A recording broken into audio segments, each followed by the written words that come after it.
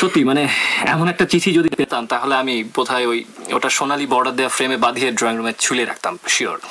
আসলে হয়েছে কি, প্রতিদিন ওই ছাইপাশ গ্যাসের বিল, ইলেকট্রিসিটির বিল, ফোনের bill, credit card payment, speeding fine, গাড়ির রেজিস্ট্রেশন, মানে এসবের চিঠি পেতে পেতে আসল চিঠি যে কবে পেয়েছি আমি একদমই মনে করতে পারছি না। আচ্ছা নাফিল ভাই, তা না হয় মনে করতে পারছেন না, তবে শেষ কবে পোস্ট অফিসে গিয়ে কোনো ব্যক্তিগত চিঠি পোস্ট করতে গিয়েছিলেন সেটা মনে পড়ে কি? ব্যক্তিগত কোনো চিঠি? না সরি নদিয়াপা, আমি খুব নিকট অতীতে কাউকে মানে চিঠি পাঠানোর এমন কোনো ঘটনা মনে পড়ছে না। আচ্ছা যান, আপনি না হয় একটু দূর অতীতেই ঘুরে আসুন তাহলে। এই সুযোগে শ্রোতাদের নিয়ে আজকের আয়োজনের প্রথম গানটি শুনে আসি। শ্রোতা বন্ধুরা, শুরুতেই আপনাদের শোনাচ্ছি নতুন এবং অন্যরকম একটি গান। গানটির নাম মন পাখি। ওরে মন পাখি রে, উড়িয়া গেলি কোন পিঞ্জরে, বন্ধুয়ারে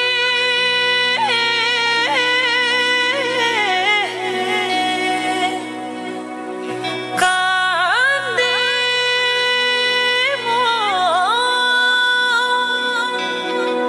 তোর লাগিয়া রে।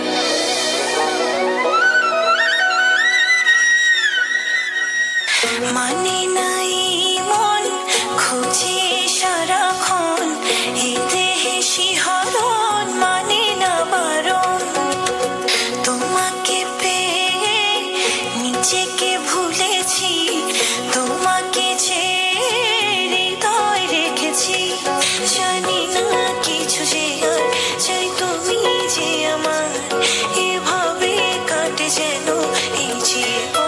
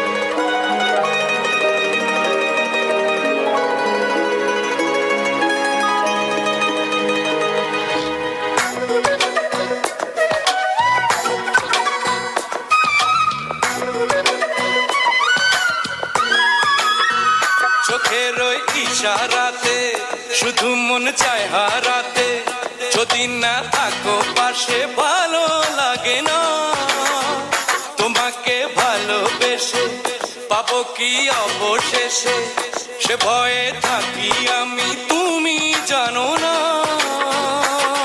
জানি না কিছু যে আর চাই তুমি যে আমার, এভাবে কাটে যেন এই জীবন।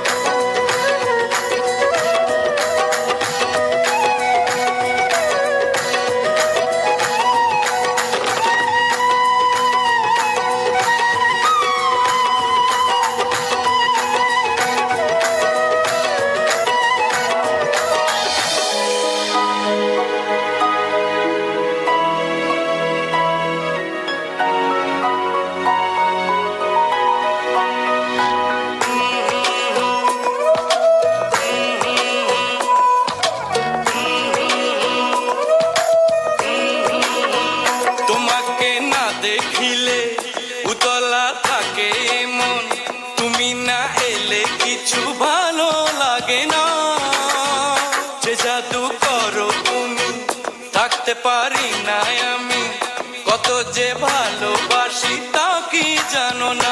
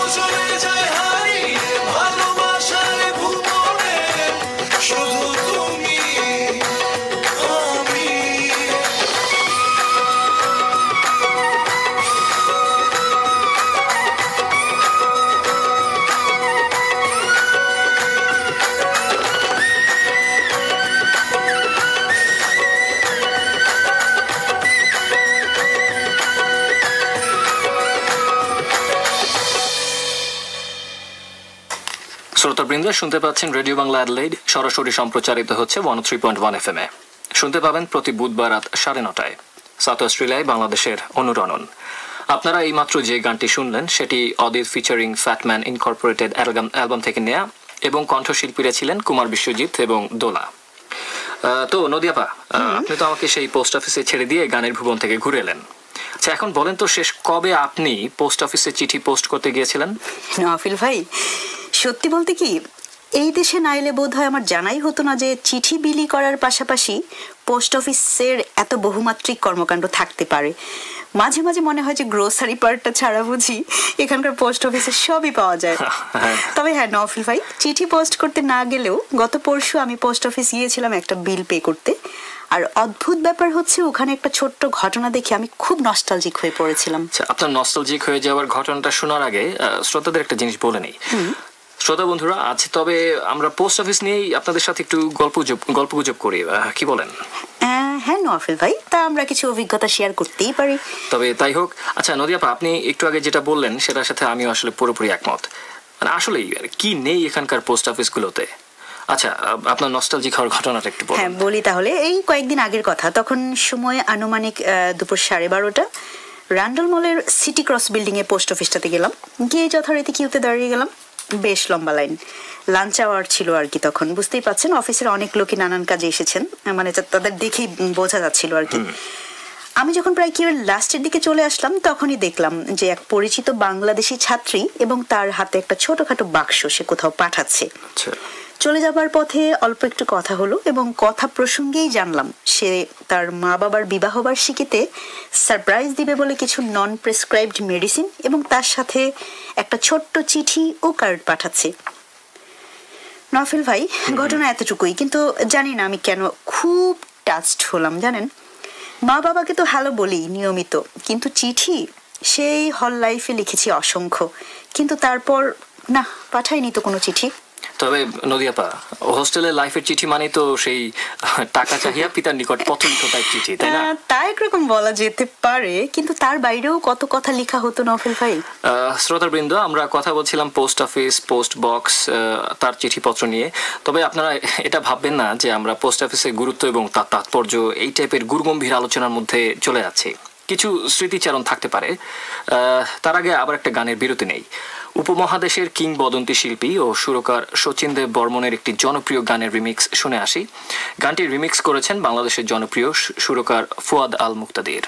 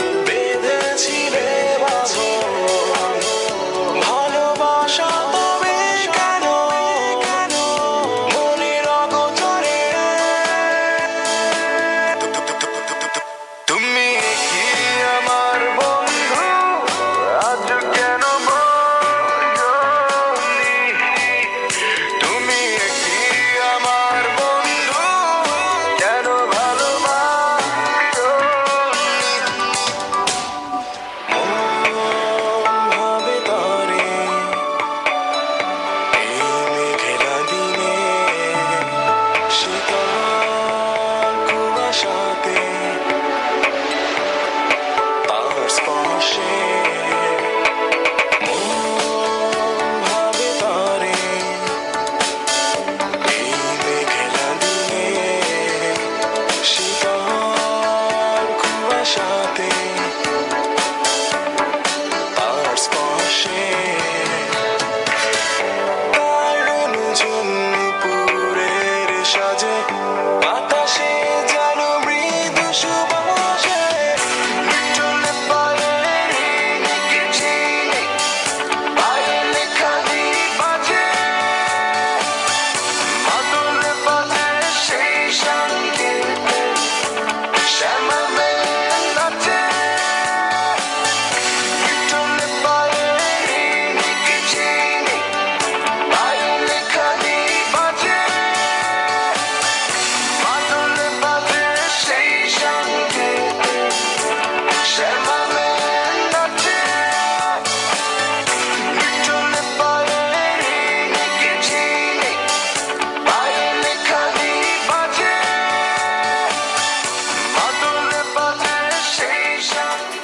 শ্রোতা বন্ধুরা, শুনছেন রেডিও বাংলা এডিলেইড, সরাসরি সম্প্রচারিত হচ্ছে 103.1 FM-এ। শুনতে পাবেন প্রতি বুধবার রাত 9:30টায় সাউথ অস্ট্রেলিয়ায় বাংলাদেশের অনুরণন। নফল ভাই, এমন একটি প্রসঙ্গ নিয়ে আমরা কথা বলছিলাম, আমি কিছুটা শঙ্কিত বোধ করছি, কারণ পোস্ট অফিস নিয়ে এত বেশি কিছু বলবার আছে যে কোনটা ছেড়ে কোনটা বলবো, এবং সময় আমাদের কতটুকুই বা সময় দিবে। আচ্ছা নদিয়াপা, আপনি যেদিন ওরকম পোস্ট অফিসে একজন বাংলাদেশিকে মানে বাংলাদেশি ছাত্রীকে দেখে বেশ নস্টালজিক হয়ে গিয়েছিলেন, আমিও ঠিক নস্টালজিক না, তবে দু একটা ইন্টারেস্টিং ঘটনা এই মুহূর্তে মনে পড়ছে। বলেন তো শুনি, ইন্টারেস্টিং দু একটা ঘটনা আমরা শুনে ফেলি। বেশ কয়েক মাস আগের কথা। আচ্ছা। মাত্র বাংলাদেশ থেকে ঘুরে এলাম, তো গেলাম পোস্ট অফিসে কিছু $US ভাঙানোর জন্য। আচ্ছা। লাইনে দাঁড়িয়ে আছি। তো বাই দ্য ওয়ে, ওদিন শনিবার ছিল এবং আপনারা অনেকেই জানেন যে এখানকার বেশিরভাগ পোস্ট অফিসে শনিবার খোলা থাকে। হ্যাঁ। তো যাই হোক, লাইনে দাঁড়িয়ে আছি এবং আমার ঠিক সামনেই এক মধ্যবয়স্ক ভদ্রলোক দাঁড়িয়ে। আচ্ছা। তার যখন ডাক পড়লো, সে নিজে না গিয়ে আমার দিকে ঘুরে তাকিয়ে বলল, ইউ গো। বলেন কি? তো ঘুরে তাকানোর পর আমি বুঝলাম যে ভদ্রলোক স্থানীয় না, এবং তার শুক্রবার রাত্রের ড্রিঙ্কিং এর চরম প্রভাব সেই শনিবার সকালেও জানান দিচ্ছিল। ঠিক মতো দাঁড়াতে পারছিল না। যাই হোক, আমার পরে যখন তাকে ডাকা হলো, সে হেলতে দুলতে আরেকটা কাউন্টারের সামনে গেল। আচ্ছা। আমি তখনও বের হয়ে যাইনি। দেখতে পেলাম যে ভদ্রলোক এলোমেলো হাতে পকেট থেকে এক গাদা $50 এবং $100 নোট বের করলো, মানে অস্ট্রেলিয়ার নোট ছিল ওগুলো। মানে সমস্যাটা কি তাহলে বুঝতে? আচ্ছা, সমস্যাটা হচ্ছিল যখন পোস্ট অফিসের কেরানি তার কাছে ফটো আইডি চাচ্ছিল, আচ্ছা, তখন ভদ্রলোক কিছুতেই বুঝতে পারছিল না যে তার কাছে কি চা হচ্ছে। একে তো ভিনদেশী, তারপর চরম ড্রাঙ্ক। তো আমি একটু পরোপকারী শাস্তে গেলাম। লোকটাকে আমার নিজের ড্রাইভিং লাইসেন্সটা বের করে দেখে বললাম, এই যে এটা। তো মনে হলো সে বুঝতে পারলো। পকেটে হাত দিয়ে বের করলো ওয়ালেট, সেখান থেকে বের করলো ব্যাংক কার্ড। আমি মাথা নেড়ে বললাম, না এটা না। তারপর বের করলো গ্লোরিয়া জিন্সের কফি কার্ড। আমি আবারও বললাম, না এটা না। তারপর উলওয়ার্থসের গিফট ভাউচার, ডিক স্মিথের মেম্বারশিপ কার্ড, মানে হেন কিছু নাই। সে তার ওয়ালেট থেকে একে একে বের করতে লাগলো, কিন্তু আসল জিনিসটাই নাই। তো তখন আমার মেজাজটা একটু খারাপ হলো। আমি বললাম, ডু ইউ হ্যাভ পাসপোর্ট? তো তখন সে মাথা জোরে জোরে ঝাঁকিয়ে বললো, yes here is my passport. বলে ব্যাক পকেট থেকে সে তার পাসপোর্টের পাসপোর্ট বের করলো। তো এদিকে তো লম্বা লাইন, হঠাৎ শুনি হইচই। তো তাকিয়ে দেখি পাশের কাউন্টারে এক ডিপ পার্পল সুন্দরী, মানে ধরেন বয়স 80 থেকে 85 হবে, তাই বলেন, কটকটা বেগুনি কালারের ড্রেস পরা একজন বৃদ্ধা। খুব রেগে গিয়েছেন। রাগার কারণটা হচ্ছে যে উনি কিছু ছবি ওয়াশ করতে দিয়েছিলেন এবং তার অভিযোগ ছিল যে ছবিতে তার চেহারা এরকম ব্যাকাটার আসলো কেন। আমি আর এর চেয়ে বেশি কিছু দেখি নাই। আমার সমস্যার সমাধান না করি তাড়াতাড়ি পা ফেলে লম্বা হয়ে বের হয়ে গেলাম। নফিল ভাই, আপনার ঘটনাগুলো শুনে আমি খুবই যেটা ভিজুয়ালাইজ করার চেষ্টা করছিলাম, বিশেষ করে আপনি যখন বললেন ডিপ পার্পল সুন্দরী, আমি তো ধরেই নিলাম ও হুলাল্লা, 20 থেকে 25 হবে আর কি, ওইটা আশা করিনি। যাই হোক, এইরকম অভিজ্ঞতা বোধহয় আমাদের এখানে সবারই কম বেশি আছে। কিন্তু আচ্ছা নফল ভাই, এবার একটু অন্য প্রসঙ্গে আসি। বাংলাদেশের এক সময়ের সেই হতদরিদ্র পোস্ট অফিসগুলোর কথা মনে পড়ে? কত রকমের চিঠি, টেলিগ্রাম, সেই সব আমার কিন্তু অনেক কিছু মনে পড়ে যাচ্ছে। আচ্ছা নফল ভাই, আরো কিছু স্মৃতি নিয়ে আমরা ফিরবো, তার আগে একটি গান হয়ে যাক প্লিজ। হাবিব ওয়াহিদের সুর করা কণিকার কণ্ঠে একটি গান শুনে আসি।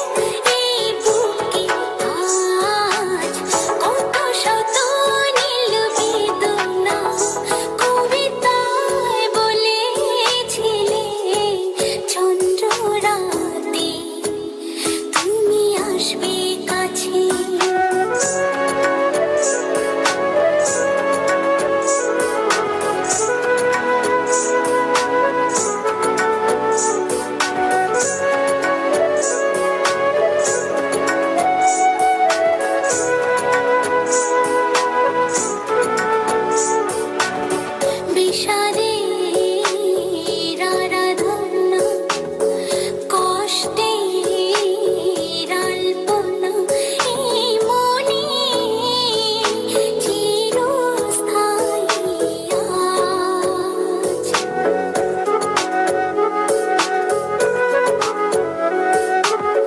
রং তুলি জল ছবি, ভালোবাসা ভুল সবই ছলনার স্বাদে প্রতিভাত।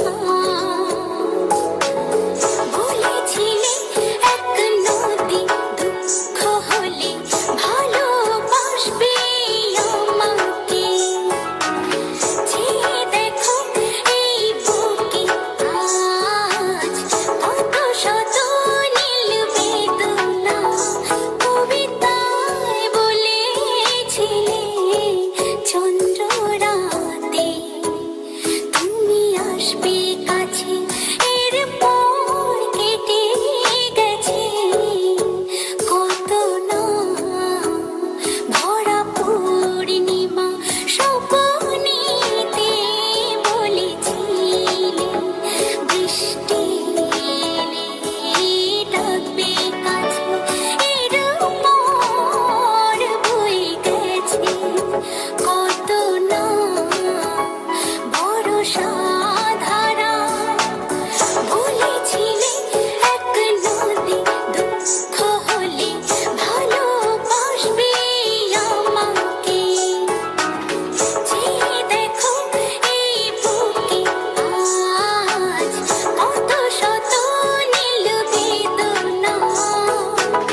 বলেছিলে এক নদী দুঃখ হলে ভালোবাসবে আমাকে, যে দেখো এই বুকে আজ কত শত নীল বেদনা। বলেছিলে এক নদী দুঃখ হলে ভালোবাসবে আমাকে, যে দেখো এই বুকে আজ কত শত নীল বেদনা।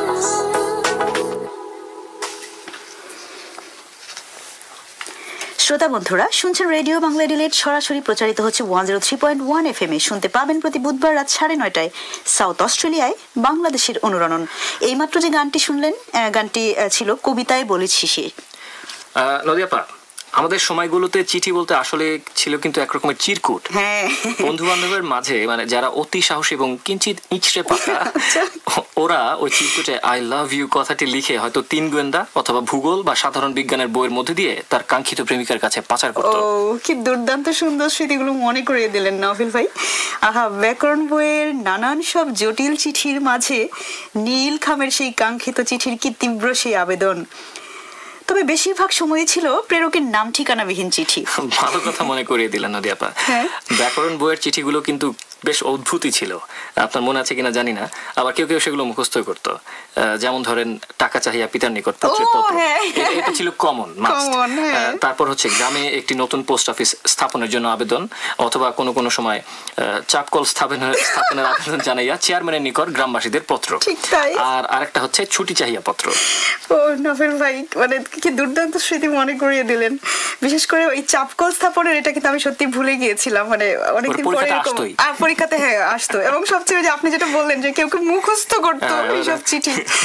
তবে নভেল ভাই, আর ওই সময়গুলোতে আমরা আরো একরকম চিঠির সাথে পরিচিত হই, সংবাদপত্রে লেখা চিঠি। আমাদের বন্ধু বান্ধবের কেউ কেউ সেই সব চিঠি লিখে কিন্তু তখন বেশ মানে হইচই ফেলে দিয়েছিল। আমাদের কলেজ জীবনে জানেন, এক বন্ধু এইচএসসি পরীক্ষার আগে তার চিঠি লেখার প্রতিভা প্রকাশের লক্ষ্যে তৎকালীন আজকের কাগজ পত্রিকায় সে একটি চিঠি পাঠালো, পরীক্ষা না পেছানোর জন্য আকুল আবেদন। অথচ কি এক কারণে আমরা অধীর আগ্রহে চাচ্ছিলাম পরীক্ষাটা পেছানো হোক। আহা, বেচারা হিরো হতে গিয়ে ভিলেন হয়ে গেল আমাদের চোখে। আমরা একই ব্যাচে প্রাইভেট পড়তাম, ও এলেই আমরা সবাই ভীমরুলের মতো ছেঁকে ধরতাম, ওরে নরাধম তুই এটা কি করলি এই বলে। বেচারা। আমি একবার হুমায়ুন আহমেদের কোন একটা লেখায় পড়েছিলাম যে এমন একটা সময় ছিল যখন বাড়ির বড় ছেলে পড়ালেখা শেষ করে শহরে চাকুরির জন্য গেলে কোনো কোনো সময় টেলিগ্রাম আসতো এবং সেখানে লেখা থাকতো, আমরা বুঝতে পারছি, তারপর আপনি বলুন শুনি। লেখা থাকতো হচ্ছে মাদার সিরিয়াস কাম শার্প, কিন্তু এই টেলিগ্রামের আসল মানে নাকি ছিল কন্যা ঠিক করা হয়েছে যাওয়া বিবাহ। মাত্রই বিবাহ। এটা বোধহয় আমিও পড়েছিলাম নভেল ভাই, খুব মজা পেয়েছি ওটা পড়ে। আসলে হুমায়ুন আহমেদের পক্ষে কিন্তু সম্ভব ছিল এমন সূক্ষ্ম পর্যবেক্ষণগুলো, অসাধারণ অবজারভেশন। আচ্ছা নভেল ভাই, আপনি কি বিয়ারিং চিঠির বিষয়টা জানেন? বিয়ারিং চিঠির কি জানি একটা আলাদা বিশেষত্ব ছিল, আমার ঠিক মনে পড়ছে না, কি জানি করতে হতো। যাকে চিঠি পাঠানো হতো তাকেই টাকা দিয়ে চিঠিটা রাখতে হতো, মানে ডাক টিকিট বিহীন চিঠি। আর নদী আপা, ওই সময় কিন্তু বাচ্চা কাচ্চারা খুব ডাক টিকিট জমাতো, তাই না? মানে অনেকেরই কিন্তু এটা বেশ প্রিয় একটা শখ ছিল। কি যে বলেন, আমারই তো ছিল একটা খাতা, বাসায় কোনো গেস্ট এলেই আমার ডাক পড়তো ওটা দেখানোর জন্য। আচ্ছা, আর আরেকটা জিনিস, ওই সময় পত্রমিতালি বলে একটা জিনিস ছিল কিন্তু, এবং অনেক পুরনো পত্রিকা তো আমি অ্যাড দেখতাম।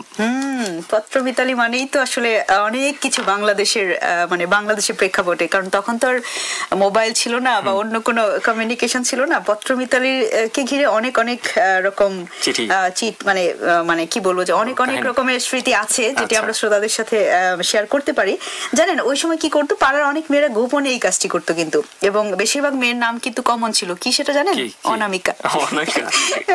এবং অনামিকা সেই কন্যাগণ অদেখা সেই পত্রমিতাই কেন যেন তাদের স্বপ্ন দেখা রাজপুত্র হয়ে যেত।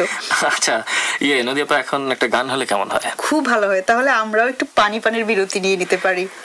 শ্রোতাবৃন্দ, আমাদের পরবর্তী গানটির নাম বন্ধুরে তুই যে কাছে নাই, কণ্ঠ মাহমুদ সানি, এবং অ্যালবামের নাম না বলা কথা।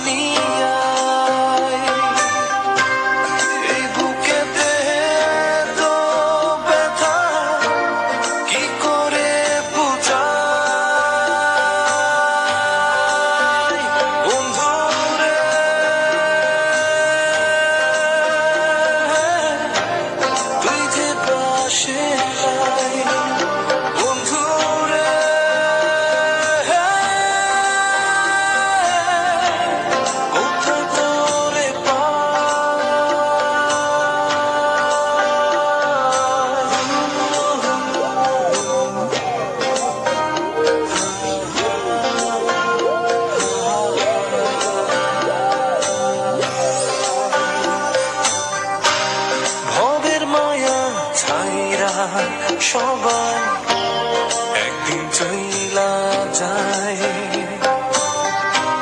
তুইও তেমনি আমায় ছাইরা চইলা গেলি হায়।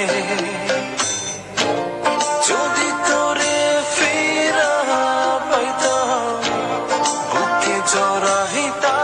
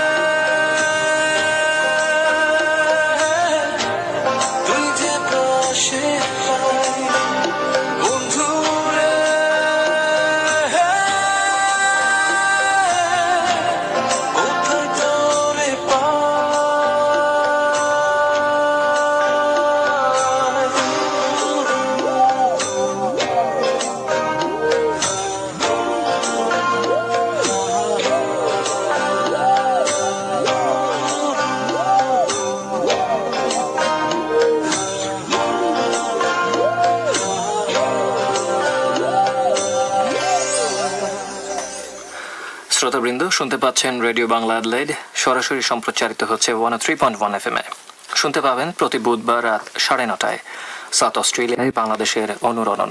নফিল ভাই, গানটি শুনে কেমন মন খারাপ হয়ে গেল, মনে হচ্ছে কে যেন কাছে নেই, কে যেন কাছে নেই। তাই নাকি? হ্যাঁ। আচ্ছা দাঁড়ান, মন ভালো করার ব্যবস্থা করছে।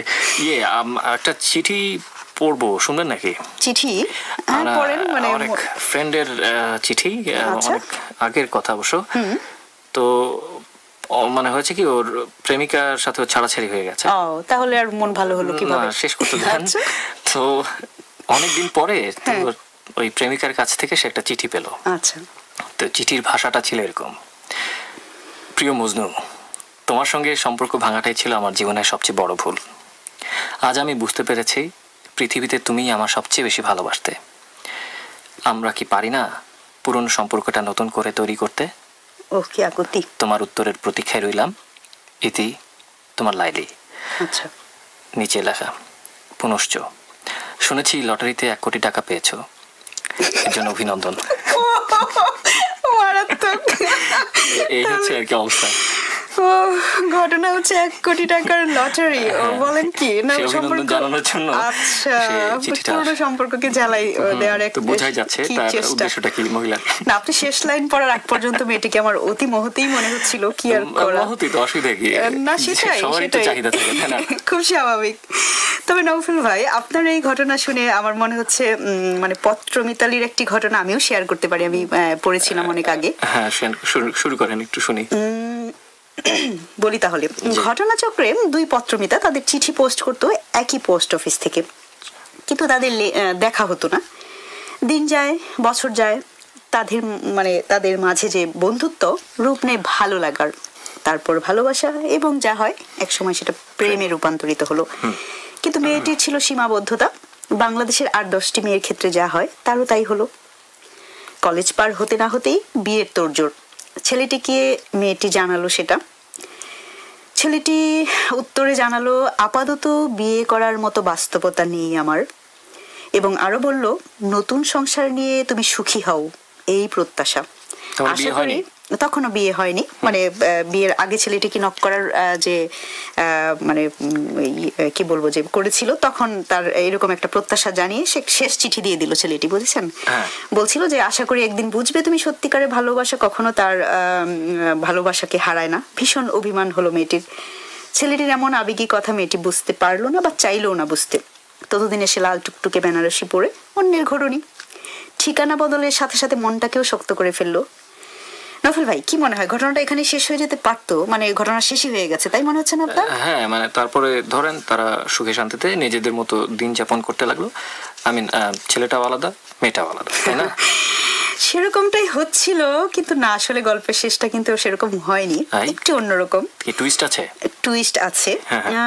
আমি আসলে গল্পের শেষটা এক্ষুনি বলতে চাচ্ছি না, তার আগে আরো একটা গান শুনতে চাই। আচ্ছা, ঠিক আছে। তো এরকম গানের বিরতিতে রেখে আপনি এরকম ঝুলিয়ে রাখবেন শ্রোতাদেরকে? হয়ে যাক একটি গান, শ্রোতা বৃন্দ, ফিরছি গল্পের শেষটুকু নিয়ে।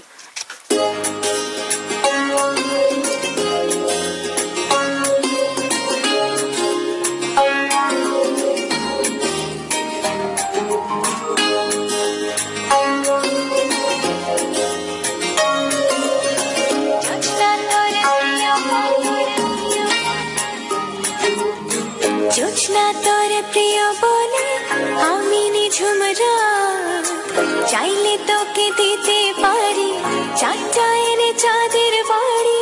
জোছনা দিতে তোর সে হাতে ধরবো যে তোর হাত, ধরবো যে তোর হাত।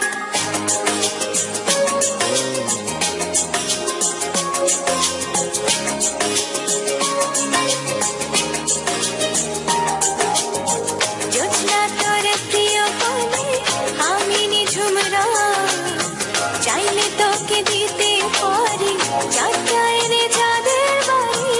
জোছনা দিতে তোর সে হাতে ধরবো যে তোর হাত, ধরবো যে তোর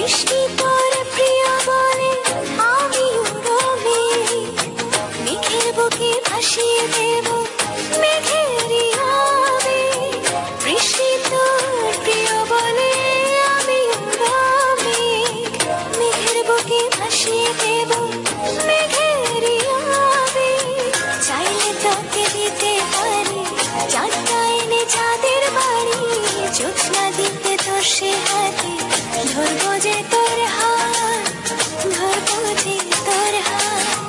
জোছনা তোর প্রিয় বলে আমি নিঝুম রাত, চাইলে তোকে দিতে পারি চারটা এনে চাঁদের বাড়ি।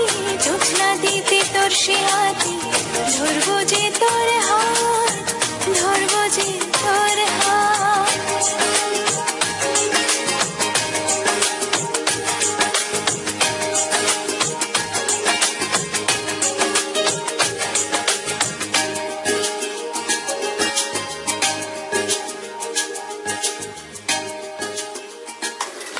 শ্রোতা বন্ধুরা, শুনছিলেন রেডিও বাংলা অ্যাডিলেইড 103.1 FM এ সরাসরি সম্প্রচারিত হচ্ছে এবং শুনতে পাবেন প্রতি বুধবার রাত 9:30টায় সাউথ অস্ট্রেলিয়ায় বাংলাদেশের অনুরণন। শুনছিলেন চ্যানেল আই সেরা কণ্ঠখ্যাত শিল্পী কোনালের কণ্ঠে গান, এটি তার জাদু অ্যালবাম থেকে নেয়া। হ্যাঁ, তো নদীপা, শ্রোতাদের তো আপনি অপেক্ষায় রেখেছেন সেই পত্রমিতা গল্পের শেষটা শোনানোর জন্য। তারপর বলেন তো একটু কি হলো। নফেল ভাই, এবার বলি না, মানে বলেই ফেলি, সেই পত্রমিতা না? প্লিজ বলেন। আচ্ছা, মেয়েটির তো বিয়ে হয়েই গেল, মন থেকে খুব খুব করে চাইলো পত্রমিতাকে ভুলে বর্তমানকে আঁকড়ে ধরে সুখী হতে। অদ্ভুত ব্যাপার কি জানেন, মেয়েটির তার স্বামী ভদ্রলোকটাকেও খুব ভালো লেগে গেল। দিন যায় আর মেয়েটির প্রেম যায় বেড়ে। মাঝে মাঝে মনের জানালা দিয়ে যখনই সেই পত্রমিতার ছায়া উকি দিয়ে যায় তখন একটু অপরাধী লাগে বই কি। একদিন সেই অপরাধ থেকে বের হওয়ার জন্যই ঘটনা শেয়ারই করে ফেলে স্বামী বেচারাকে। ভদ্রলোক তো হাসতে হাসতে উড়িয়ে দেয় সে ঘটনা। মানে কি, মানে ভদ্রলোক তো দেখি আসলেই খুব ভদ্রলোক, আপাদমস্তক, মানে এটি সে ওভাবে সে আমলই দেয় না। এভাবেই কেটে যায় আরো 1টি বছর তাদের বিয়ের। প্রিয়তমা স্ত্রীকে একদিন তার স্বামী জিজ্ঞেসই করে ফেলে, আচ্ছা সে পত্রমিতার কি বাংলাদেশে কোনো প্রিয় জায়গা ছিল যার বর্ণনা সে তোমাকে দিত? স্ত্রী বলে, সে নাকি প্রায় রাতের ট্রেনে চিটাগং যেত। কি কাজে সেটা জিজ্ঞেস করা হয়নি, অনেক সুন্দর করে লিখতো সেই বর্ণনা। যাই হোক, প্রথম বিবাহ বার্ষিকীর সকাল, খুব ভোরে ঘুম ভেঙে যায় মেয়েটির। উঠেই দরজার কাছে দেখে বিশাল এক প্যাকেট, এক গোছা রজনীগন্ধা এবং রাতের ট্রেনের 2টো টিকিট। প্যাকেট খুলে তো জ্ঞান হারানোর দশা। ওর লেখা সব চিঠিগুলো, সেই সাথে আরও একটি চিঠি। তোমাকে ভালোবেসেছিলাম, সে ভালোবাসায় অনেক কিছুই ছিল না, আজ তোমাকে আরো অনেক বেশি ভালোবাসি। এই ভালোবাসায় সব সব আছে, আছে আপত্তি এবং দাবি। আপত্তি হচ্ছে এই মুহূর্তে এমন পাথর হয়ে বসে না থেকে উঠে পড়ুন, সুটকেস গোছাতে হবে।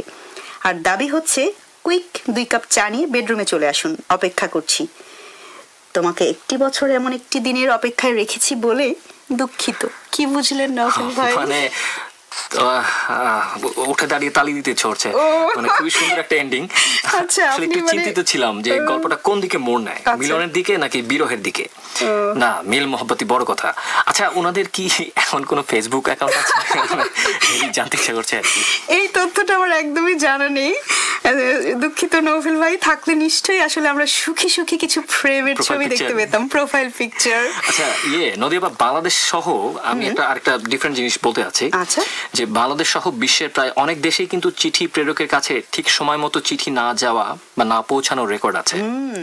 কোথায় যেন পড়েছিলাম যে কোন এক যুদ্ধে এক সৈনিক শহীদ হয়ে যায়, কিন্তু মৃত্যুর আগ পর্যন্ত সে তার প্রিয়তমা স্ত্রীর প্রতি ছিল ভীষণ নিবেদিত প্রাণ।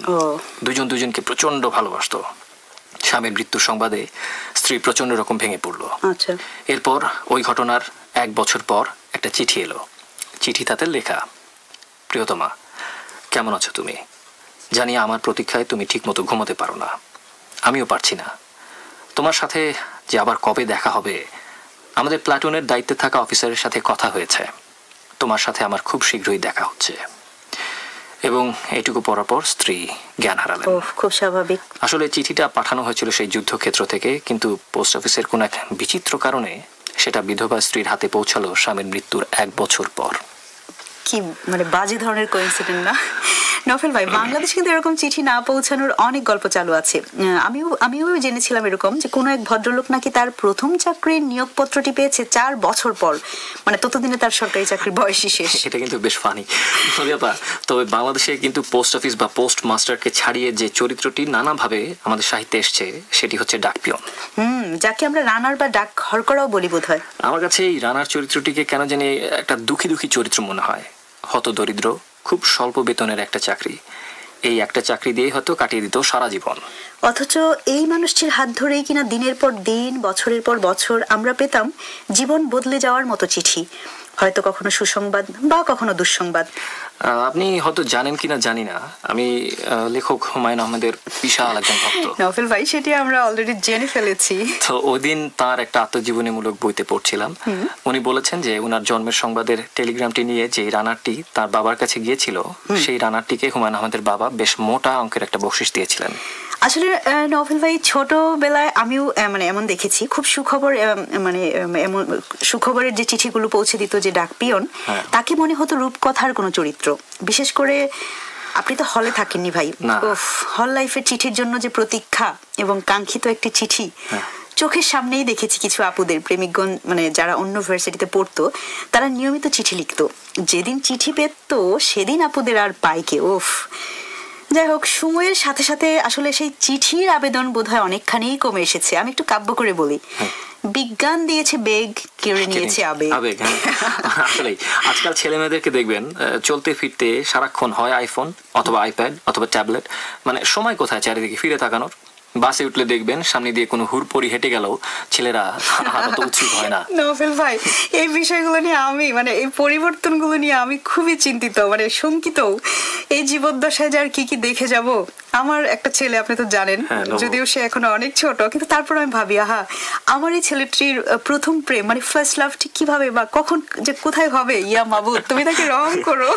নদিয়াপা, ফার্স্ট লাভ নিয়ে যেভাবে সিনেমা, নাটক বা গান বানানো হয়, বাস্তবে কিন্তু তা ওভাবে হয় না। নাটকে নায়ক নায়িকাকে যেরকম কাব্যিক ভাবে সাজিয়ে সুন্দর করে চিঠি লেখে, বাস্তবে কি প্রেমিক প্রেমিকাকে ওরকম করে লেখে? আমি তো একটা পড়লাম, আমার মনে হয় না। আপনার সাথে আমি পার্শিয়ালি একমত, হয় না তাও ঠিক না। আসলে নাটক সিনেমা জীবন থেকে নেওয়া, হয়তো বা হয়, সবটুকু আমরা জানি না। তবে জানেন, গত বছরে একটা নাটক দেখলাম বোধ হয়, মানে যতদূর মনে পড়ে, মন ফরিং এর গল্প। আচ্ছা, হ্যাঁ, ওটা ওভাবে কিন্তু চিঠি সংক্রান্ত না, তারপরেও কিন্তু অনেকখানি রিলেটেড, তাই না? মানে খুব ভালো লেগেছিল আমার। সুন্দর সুন্দর কাহিনী। আচ্ছা নফেল ভাই, আমার এই মুহূর্তে ওই নাটকের থিম সংটা শুনতে ইচ্ছে করছে শ্রোতাদের সাথে, শুনবেন নাকি? হ্যাঁ প্লিজ, চলুন শুনে আসি। শ্রোতা বন্ধুরা, আপনাদের সাথে তাহলে শেয়ার করছি মন ফরিং এর গল্পের থিম সংটা, এটি তাহসানের কণ্ঠে।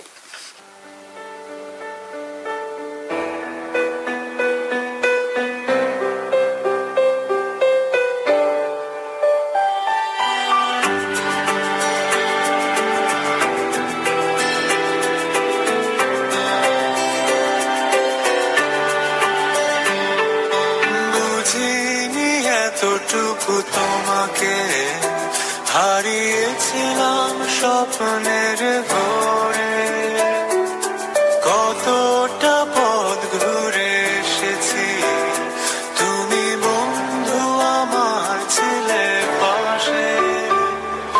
মেঘের পরে আলোর ফিরে তুমি প্রথম চেয়েছিলে, তোমাকে দেখে রেখেছো যে কত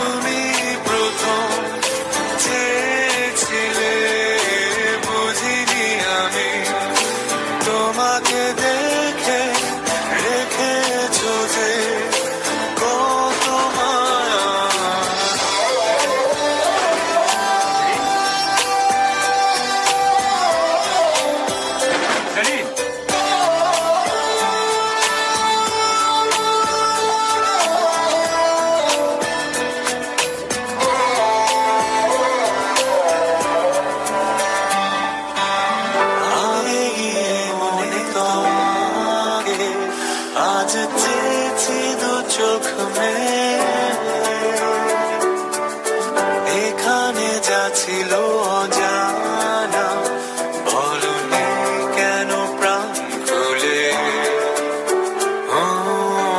আবেগিয়ে মনে তোমাকে আজ চেয়েছি দু চোখ মেলে,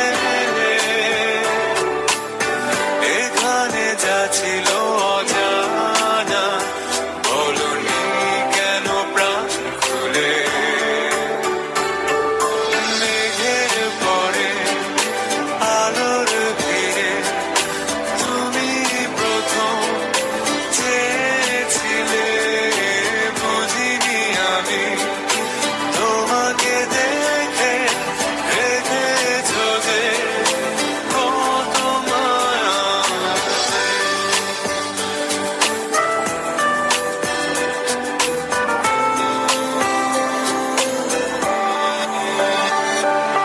বুঝিনি এতটুকু তোমাকে হারিয়েছিলাম স্বপ্নের ঘোরে, কতটা পথ ঘুরে এসেছি, তুমি বন্ধু আমার ছিলে পাশে। মেঘের পরে আলোর ভিড়ে তুমি প্রথম চেয়েছিলে, বুঝিনি আমি তোমাকে দেখে রেখেছ যে কত মায়া।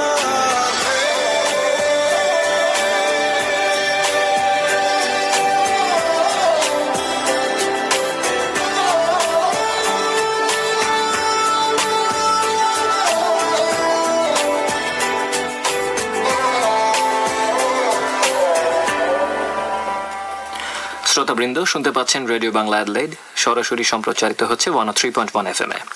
শুনতে পাবেন প্রতি বুধবার রাত 9:30টায় সাউথ অস্ট্রেলিয়ায় বাংলাদেশের অনুরণন। নদিয়াপা, পোস্ট অফিস রানার বা ডাকপিয়ন নিয়ে কিন্তু আমাদের প্রচুর গান আছে। হ্যাঁ নফল ভাই, আপনি বলার সাথে সাথে আমার যেটা প্রথমেই মনে হচ্ছে সেটা হচ্ছে ওই যে উপমহাদেশের বিখ্যাত শিল্পী হেমন্ত গিয়েছেন রানার, ছুটেছে রানার। হ্যাঁ, সুকান্ত ভট্টাচার্যের লেখা। তারপর রুদ্র মোহাম্মদ শহীদুল্লাহ সেই ভালো আছি ভালো থেকো আকাশের ঠিকানায় চিঠি লেখো। আপনি কি জানেন এটি যে দুই বাংলায় মানে ওই বাংলায় মানে ভীষণ জনপ্রিয় হয়েছে। এই সেদিন সোমলতা বলে একজন গায়িকা বাংলাদেশে এসেছিল কিছু একটা কোনো একটা প্রোগ্রাম নিয়ে, সে মানে এই গানটি সবাইকে ডেডিকেট করলো। হ্যাঁ আসলেই তাই। তারপর আরো একটি গান মনে হয়ে গেল, সেটি হচ্ছে ওই যে তখন তোমার 21 বছর খ্যাত শিল্পী আরতি গিয়েছেন আজ বিকেলের ডাকে তোমার চিঠি পেলাম। তারপর আব্দুল জব্বার গিয়েছেন ডাক পিয়নের সারাটি দিন চিঠি বিলি করে বেড়ায়, এরকম কিছু। তারপরে জেমস গিয়েছে লিখলাম চিঠি, ফিডব্যাক গিয়েছে আজ তোমার চিঠি। আমার প্রিয় শিল্পী কুমার বিশ্বজিৎ গিয়েছেন বড় কষ্ট হলো পড়াতে তোমার চিঠিগুলো। আবার একটা সময় পর্যন্ত চিঠি নিয়ে বাংলা সিনেমাতেও কিন্তু বেশ কিছু অংশ থাকতোই। হঠাৎ বৃষ্টিতে কি এরকম কিছু ছিল নদিয়া? হ্যাঁ আমারও তাই মনে হচ্ছে। তবে নফল ভাই একটা গান আমার সুরে সুরে বলতে ইচ্ছে করছে, একটু বলি? হ্যাঁ প্লিজ। রুমাল দিলে ঝগড়া হয়, চিঠি দিলে বন্ধু হয়, ফুল দিলে কি হয় বলো না। শুনেছেন? আমাদের আসলে গান চালানোর আর দরকার নেই, আপনি কিন্তু লাইভ প্রোগ্রাম করে ঠিক আছে। আমার খুব মনে হলো যে গানটা মনে হয় অনেকেই শুনেননি। তারপরে যে চিঠি দিও চোখের জলে, ভালোবাসা নামে এক চিঠি এসেছে, একটা চিঠি দিলাম লিখে, এবং প্রয়াত নায়ক সালমান শাহের শেষ সিনেমার গানও কিন্তু ছিল চিঠি এলো জেলখানাতে। বাপরে, আপনি দেখি চিঠি সঙ্গীতের এনসাইক্লোপিডিয়া। তো নদিয়াপা, চিঠি সংক্রান্ত এতগুলো গানের নাম যখন বললেনই, তখন শ্রোতাদের নিয়ে আরেকটা গান শুনে আসলে কেমন হয়? তবে তাই হোক, চিঠি নিয়ে সাবিনা ইয়াসমিনের কণ্ঠে গাওয়া একটি চমৎকার গান শুনে ফেলি, এবং এর মধ্য দিয়ে আজকের মতো বিদায় নিচ্ছি শ্রোতাবৃন্দ। আগামী বুধবার 9:30টায় আমাদের অনুষ্ঠান শুনতে ভুলবেন না যেন। ভালো থাকুন, সুস্থ থাকুন, শুভরাত্রি। শুভরাত্রি।